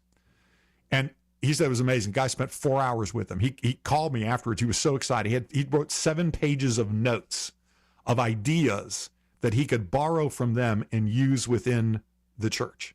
So when Kouzes and Posner talk about best practices in leadership and the things that set leaders apart, having that long-term perspective, that vision of where we want to be, not tomorrow or next week or next month, but in a year, 2, 3, 4 years from now, is critical. And one of the ways you get to that point is, of course, you look at your past, look at how you got to where you got to. Of course, you look at your present, but you also have to look outside, out of your 4 walls. 5th element is you can't do it alone. And the phrase they use is leadership is a team sport. You probably heard that in a lot of different contexts. It is a team sport. My brothers and sisters, when I talked to that lovely, lovely clergyman and said, this is the vision and the mission and the values that I've created, I go, great, that's wonderful if you were a church of one. But until you have engaged your team and they make it their mission and their vision and their values and their why, you're just walking alone, man. You're out for a walk. And so building teams is critically important. So this is the reason why when I do strategic planning, I say, if all you want is a strategic plan, go talk to somebody else. But if you want the other 3 things that will make you successful, then let's keep talking. And those other 3 things are, number 1, effective teams that work by consensus that are committed to changing the culture of their parish. Kouzes and Posner's research proves that. Number 6, and this one cannot be overstated. Spoiler alert. I teased you earlier that when they looked at all of these, whatever it was, 30 or 40 characteristics, I'll get that number in a second, of leadership characteristics, and they asked all these people over 30 years, 4 of them came to the top of the list, and everything else was a distant away. And it's the 6th element of this Kouzes and Posner 10 groups that rules that really apply. And they say trust rules. The level of trust others have in you will determine the amount of influence you have. Let me say that again. The level of trust others have in you will determine the amount of influence you have. Not long ago, I was working with a parish, and there was something that wasn't working as effectively. And so I, kind of went and started making some calls and talking to people and whatnot. And when I started talking to them privately rather than a group setting, what I discovered was unintentionally, and almost even accidentally, some trust had been broken. They had interpreted a particular action as a breach of trust. It wasn't meant to be that, but it certainly was viewed that way. And so as we talked through it, and they realized it wasn't intended to be a breach of trust. And in fact, I didn't think there was a trust being broken, but obviously I respected their view that it did, because that's all that matters is what their view was. And we had a conversation about it. We went through it. We talked about it. We talked about ways that could be improved so it never happens again. All of a sudden, we can both feel, and this happens probably almost once a day for me, and I hope it'll happen for some of you. We could start to feel that, well, maybe trust is rebuilding now, because I realize it wasn't intentional. I realize it was an accident. I realize in fact, you thought the opposite of something than I did. And now we have a better understanding of each other. But make no mistake about it. And this is, I can't emphasize this enough. If you don't have trust, you will never be an effective leader. You will never be an effective leader. And I don't care whether you are a hierarch or a priest or a parish council president or a ministry leader or a pip yourself. If people don't trust you, you will never lead followers. I mean, they may follow along for a while for something as long as they get something out of it. Trust rules, and that can't be overstated. Number 7 on their list. Challenge is the crucible for greatness. Cal, I hope you're still listening, brother, because this is it, man. Challenge is the crucible for greatness. Exemplary leaders, they say, the kind of leaders people want to follow, are always associated with changing the status quo. Now, this seems counterintuitive, and frankly, it oftentimes seems counterintuitive in the American orthosphere. Like, no, we always do things the same way. Well, not if you're going to be effective, because the world is changing around you. Remember what I said at the beginning. The only thing constant is change. So if change is the only thing constant and you're not changing, guess what? The circumstances, the people in this vuca world that's volatile, that's uncertain, that is complex and ambiguous, is moving around you. It is causing negative change. You have to be ready to challenge the existing process. As some people say, and I like to say when I'm working on a project, and after we've had some success at something and we start to get comfortable with our success, I'll lead a team session. I'll say, okay, let's break something. And they go, what do you mean, let's break something? I said, well, there's something that's not working to optimization. Let's figure out what it is and let's break it, because it's not optimal. And they'll want to resist it first. Well, no, it seems to be going great and it's so much better than it was before, and all the excuses we conjure up. But being the consummate change agent that I am, I said, well, no. Let's really dig into this. And after a while, what I find out is even the biggest proponents of absence of change will come back and say, you know what? That really isn't as optimal as it could be. Okay, now let's have a conversation. How can we make that better? Challenging is a crucible for greatness. Now, let me be really clear, because this is where a lot of leaders get it wrong. See, a lot of leaders think that it's all about them dictating the rules and being strong and being decisive, and everybody's just following along with them. No. Yes, you have to have that commitment to the cause and the vision and stuff like that. But the first thing the leader has to do, and this seems counterintuitive, and frankly, a lot of people don't do it well, surround themselves with people that are, if possible, smarter than they are, that are willing to stand up with love, respect, commitment to them when they don't think they're right. In other words, it's the book of Proverbs where it talks about iron sharpening iron. It looks horrible because it looks like there's sparks flying all over the place. But when it's done with love, with Christian love, with an understanding that we are working to bring people closer to Christ and each other, the challenging is not of you. It's not challenging your perspectives. It's challenging what we're doing to make sure that it is maximizing the needs of the pips and the apips, the people in pews and the absent people in pews. Challenge is the crucible for greatness. So to Kyle and all the rest of those folks out there who are struggling with people that refuse to accept challenge, I'm going to tell you, perhaps maybe you haven't built trust. Perhaps you haven't built the relationship that you need to have, so you need to take some time and earn the trust. But if it's the person, if you're the person that someone is challenging something and you're not listening, you're resisting, you're rejecting it, then you're the problem. You're not the leader you thought you were. The first thing a good leader does when somebody comes in with a criticism, complaint, or something like that, should ask themselves, where is the truth in what they're saying? Not think of all the reasons why they're wrong and why you were right and the way you did it is the right way to do it. And so, where is the truth in what they're saying? And really challenge yourself to ask that question. Where's the truth in what they're saying? And except in the rarest of circumstances of just nincompoops out there, you will find, when you're really honest, that there's some truth in what everyone's saying. Number 8 on their list, you either lead by example or you don't lead at all. They go on to say, you can't ask others to do something you aren't willing to do yourself. Moreover, you have to be willing to admit mistakes and be able to learn from them. See, one of the most powerful lessons I learned when I became managing partner was that I actually had to work harder, not less. I had to do more, not less.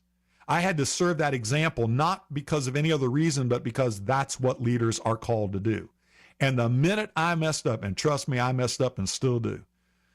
But I tried before anybody else said it, said, boy, was that the dumbest thing I ever said or the dumbest thing we ever did. I am so sorry I put y'all through that. And when they came to me and said, I think that really didn't work very well. Again, looking at where's the truth in what they're saying. The minute I found some truth in what they're saying, I'm saying, you are 100% right. That just wasn't as effective as it could be. I didn't resist it. I didn't push back on it. Sometimes I had to ask questions to understand it. But that's what a good leader does. A good leader says, we're going to lead by example. So I'm going to work as hard as you are. I'm not going to leave your side. I've got your back. But darn it, when I do something wrong, I'm going to know it. You're going to know it. And we're going to have a conversation about it. Number 9. And this is really important too. These 10 are just gems, folks. I hope you pay attention if you're a leader. The best leaders are the best learners. Leaders are constant improvement fanatics, and learning is the master skill of leadership. Let me say that again. Learning is the master skill of leadership. Again, I hold myself out as the worst example, as one of the biggest sinners you'll ever meet. And for all of the, by the grace of God, leadership success that other people say I had, the reality of it was, I realize now that I'm back taking classes and back in school and back studying and reading the latest research and the latest report, that there's so much more that I didn't know that if I had known, it would have been a better leader. So I'm asking you to be a constant improvement fanatic, as they suggest, and understanding that learning is the master skill of leadership. Now, in order to do that, it's kind of like your prayer life. If you wait to the end of the day and you haven't made time for it at the beginning and at the end, you're just going to skip it. So you need to put it on your calendar. You need to make it a priority. As an example, I just give you one technique. There's plenty of other better ones than this, I'm sure. But the technique I'm using right now is I'm convinced that artificial intelligence is going to transform so many of the aspects that we engage in, right? I mean, I lived through it in the early 80s with the advent of the internet and computers. And I know for some of you, that's not the world you've ever known, but trust me, there was a world before the internet and computers. And I remember going to my partners in executive committee meetings saying, I think there's this thing called the internet and personal computers that are going to change the world. And about a third of them said, you're wrong. That's crazy talk. What are you talking about? That's, the work of the devil. About a third of them said, I have no idea what you're talking about. And about a third of them said, I may not know what you're talking about, but you may be right. Let's look at it, right? I feel that way now about artificial intelligence. Yeah, there's a lot to be scared about, but I'm looking at the positive applications. And in part 2 of this program, I'm going to give you one of those examples. So the question is, how do you make time to do that? Well, the answer is you have to put it on your calendar. You have to make it a priority, just like you have to do with your prayer life every day. Just like you have to do with loving your loved ones every day. Just like you have to do with taking care of your personal health and hygiene and physical activity and things every day. So I commit myself to spend 30 minutes every day trying to do some research on some of the latest AI tools. And then the next day, I'm going to spend 30 minutes testing some of those tools to see how they can be used in churches. So that's an hour, 30 minutes looking for the next day, and then 30 minutes the next day applying those and testing them. And I'm finding some incredible things I'm going to share with one of you in part 2. That's why constant learning has got to be a part of that. If you are a leader, whether you're a hierarch, a priest, a parish council president, a ministry leader, and you are not doing something to increase your leadership learning, you are growing behind the curve because the world is changing around us. Finally, number 10, and this is also important. Leadership is an affair of the heart. Leaders have to be in love with their stakeholders, and they have to make others feel important. They love it, the motivation that energizes leaders to give so much more for others. Love is that motivation. So if you're not in love with the pips, move, change parishes. And I don't care if you're a priest or a hierarch. If you're not in love with serving the people that God has put in front of you, then either change your heart, go through metanoia, change your heart, or change your location and find another group of people who you will lovingly lead. It's not a criticism of you. It just means sometimes there's an incompatibility with where you are and where they are. But if you don't love the people who are following you and are serving you, then you're never going to be an effective leader. And that's why the Lord taught that so critically over and over and over again. In every one of his homilies, there was a love message. In every one of his parables, there was a love message. In one of the last acts he did, which just confused the ever-loving tarnish out of the apostles when he was washing their feet. And again, we don't know what that means because we don't think of feet washing in our very great first world that we live in. But back then, remember, they had sandals or walked barefoot. Their feet were constantly encrusted with dirt and mud, and they didn't have regular showers every day, right? So to wash someone's feet is the highest act of lowest servitude. Let me say it again: it's the highest act of lowest servitude. And when the Lord tried to do that to the apostles, they resisted him. They said, "No, you're the Lord, you're the Messiah." And he said, "No, you don't get it. You want to lead? This is what you do. But you got to love the people in order to do it." So to review, there are 10 rules. You can make a difference. Credibility, your credibility is the foundation of your leadership. The values you espouse and live will drive the commitment of others. When you focus on the future, your leadership skill sets you apart and makes people want to follow you. Number 5, you can't do it alone. You've got to instill and motivate and cultivate the team of people that you love to work together. Number 6, you can't do number 5 unless you have their trust, unless they trust you and you trust them. Trust rules. Number 7, challenge is the crucible for greatness. You have to challenge yourself, challenge everyone around you, and here's the key: you have to accept challenge for others. When someone comes to you with a change agent approach, you got to not fight him. Even if they don't do it the right way, even if they don't say it the right way, even if they say it with a mean spirit of their heart, ask, where is the truth in what they're telling me? Then you have to lead by example or you will never lead at all. You have to be a constant learner because the best leaders are the best learners, and you have to have leadership as an affair of the heart. And they go on and on to talk about the importance of each and every one of these elements. And they talk about it in the context of how do you become a strategic leader, not dealing with the tyranny of the urgent, the crazy things that are happening around you. Folks, that's part of the reason why our model is failing in the American orthosphere. We are too busy dealing with the crises of urgency that we're failing to see the opportunity of strategy. We don't see the bright new future for our parish because we're so mired in the fact that the air conditioning broke down. We can't get people to volunteer for this thing. We're not motivating people to show up for our services.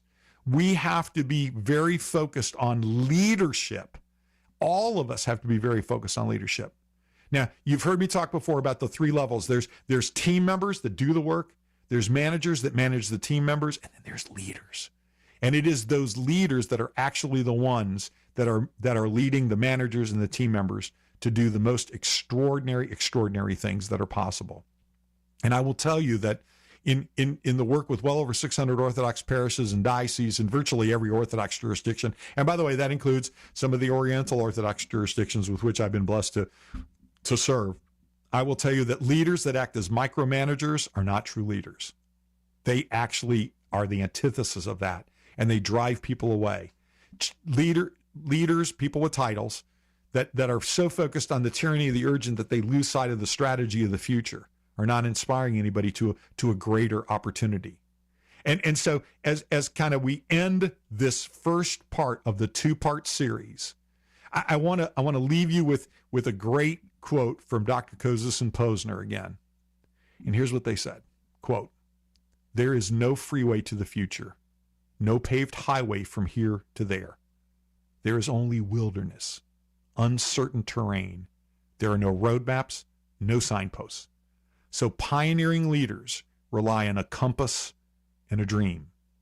And then they go on to say, in other parts, and a team, right? So what I'm asking you to reflect on in this part 1, which was intended to be kind of the wake-up call, to call out the elephant in the room, to give you some of the guidance of the most effective research that's out there that can be applied in the Orthodox Christian Church. I'm not here trying to fix your business, although some of the things will apply there. I'm not here trying to fix your marriage, although maybe some of these rules will apply there. I'm not trying to fix your monasteries, although some of those rules may help there. What I am telling you is that those models that we have been using from the parish council on up don't work today.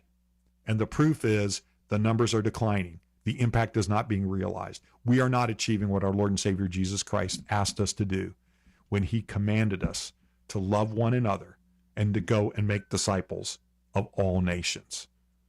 Now, that's all we're going to cover in part one of strategic leadership and innovation in the American Orthosphere. But as you can tell, because there's a part one, that means there is a part two. And so that part two is going to be delivered to you in the program that's going to air on July 30 of this month. So July 30th, 2023 is going to be the part two program.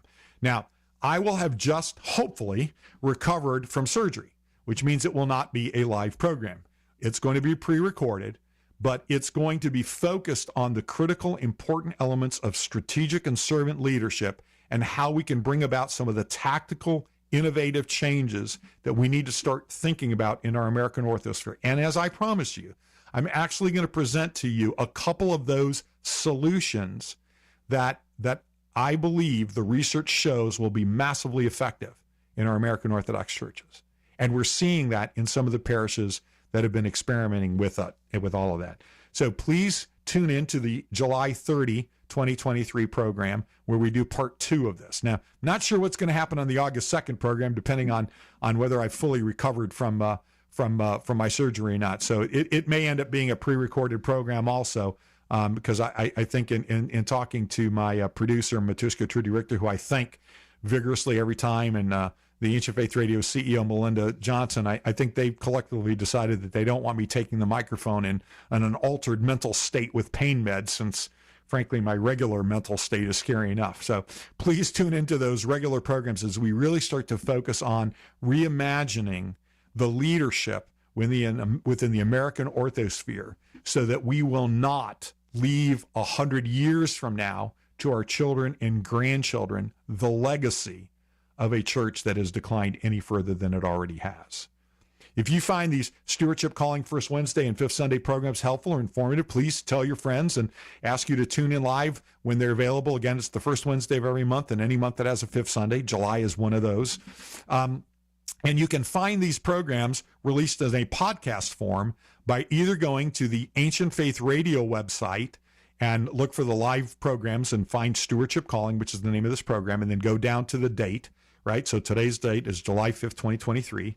Or the same way you can find those exact same programs recorded and released as podcast by going to my website, stewardshipcalling.com, and go over to the tab on Internet Radio, the Ancient Faith Radio page. And again, scroll down to today's date, July 5th, 2023. So either through the Ancient Faith Radio live pages under Stewardship Calling, or the Stewardship Calling website under the Ancient Faith Radio page. So we try to make that as easy as possible. And again, I invite you to always, while you're there, check out any of the other free resources at stewardshipcalling.com that cover a whole gamut of programs about effective churches and stewardship and strategic planning, and obviously servant leadership, and a lot of other topics that you may find to be helpful in your ministry, in your practice at your parish, in whatever it is that you've been asked to lead. And if you have any questions, including after today's program, which may have challenged some of you to think in ways you weren't prepared to, you can always reach me at bill@stewardshipcalling.com. That's bill@stewardshipcalling.com. And give me your questions or give me something that you want answered. And we can either cover it in an upcoming program, or I will shoot you an answer. I'm trying to respond to them as quickly as I can, but you might imagine it's a one-man show, so I sometimes get busy. But I always end every one of my programs, just as I kind of begin, by reminding you that two of the most important days of your life are, first, the day you were born, and second, the day you figure out why. And if you're not ready to live your stewardship calling, please begin prayerfully discerning your why in your stewardship calling and the leadership that God has called you to do in fulfilling that stewardship calling, so that you too can live the most extraordinary part of your life as you prepare for a good account before the awesome judgment seat of Christ. I thank you for listening. God bless you. And as always, I pray that you SOTPAETJ, which stands for stay on the path, capital T and capital P, and enjoy the journey. God bless and good night.